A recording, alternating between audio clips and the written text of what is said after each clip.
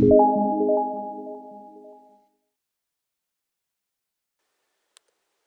everyone, welcome to Salesforce Network, Salesforce Developer Tutorial. Topics what we are going to cover in this session, that is best practices while writing Apex code. In that we are going to see bulkify your code, avoid SOQL and DML in loops, avoid hard coding IDs, use collections effectively, handle exceptions gracefully. Best practices Apex Code. Apex Code is the Force.com programming language used to write custom robust business logic. As with any programming language, there are key coding principles and best practices that will help us to write efficient, scalable code. Here are some best practices to follow when writing Apex code in Salesforce. Regarding Salesforce Apex best practices, there are a few key things to remember. Let's talk about some examples of Salesforce Apex code best practices. Bulkify your code. Bulkifying Apex code refers to the concept of making sure the code properly handles more than one record at a time. When a batch of records initiates Apex, a single instance of that Apex code is executed, but it needs to handle all the records in that given batch. Example, write a trigger on bulkify the code. Trigger bulkify example, this is the name of trigger. On account object we are writing. Before insert, action would be before insert. Here we are using set collection and collecting all the IDs, account IDs. For account ACC trigger.new.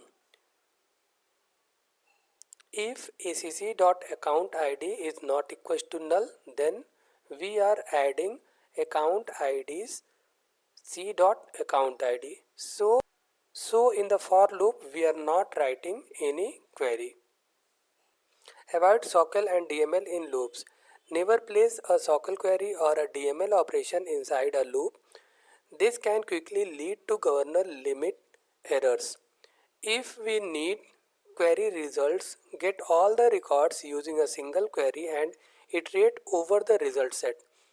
So example, query outside the loop and store results in a collection.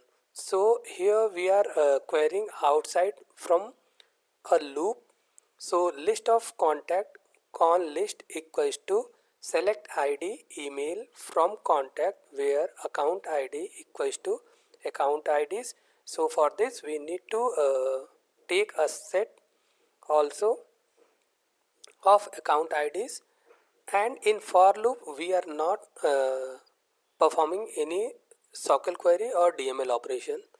So for contact con list, this con dot email equals to a mail, then updating con list. Avoid hard coding IDs. Don't hard code ID in Apex code. Deploying Apex code between sandbox and production may fail because ID may not be same for putting record type ID. Example, do not hard code a particular value. Set of ID, account IDs equals to new set of ID. So here we are taking the account IDs, and in map we are taking ID and account map equals to new map ID and account select ID name from account where ID in account IDs. Use collections effectively. Use lists, sets and maps to store and process large data sets efficiently. Example, using a map to store related records.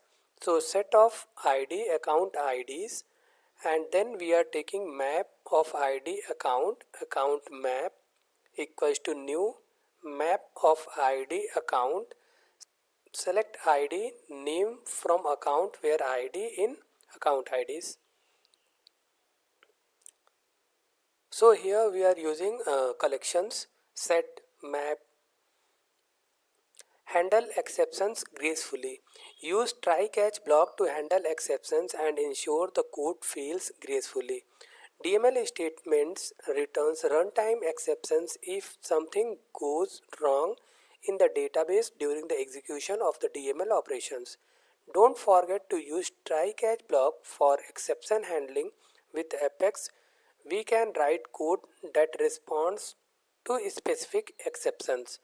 Example: exceptions handling, try, update, con list, catch, DML exception E, system.debug. A DML error has occurred, then it will display e.getMessage function. Error will display. Thank you.